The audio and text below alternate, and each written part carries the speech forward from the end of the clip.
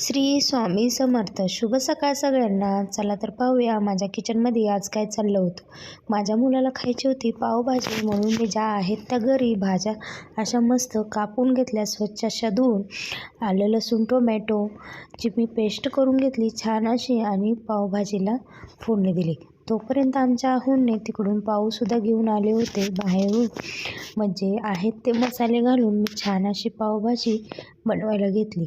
मी डब्बासुद्धा देते ना, तर डब्याचं इकडं चाललं होतं जेवण. तिकडं बनवलेलं मी वरण भात आणि बुर्जी आणि ज्वारीच्या छान अशा भाकरी.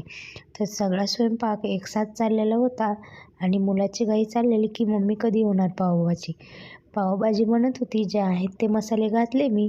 लाल मिरची पावडर, हळद, मीठ आणि पावभाजी मसाला, थोडीशी कसुरी मेथी आणि थोडेसे खडे मसालेसुद्धा घातले होते.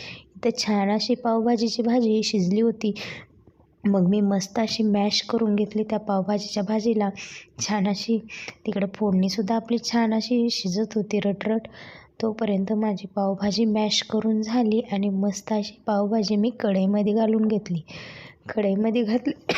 छान अशी पावभाजी मी कढईमध्ये घालून घेतली. व्यवस्थित असं मी थोडंसं तूप घातलं, कारण की माझ्याकडे नव्हतं बटर. इकडे डब्याच्या झालेल्या छान अशी भाकरी आणि इकडे पावभाजीसुद्धा तयार झाली. कसा वाटला आजचा व्हिडिओ नक्की कमेंट करून सांगा. धन्यवाद.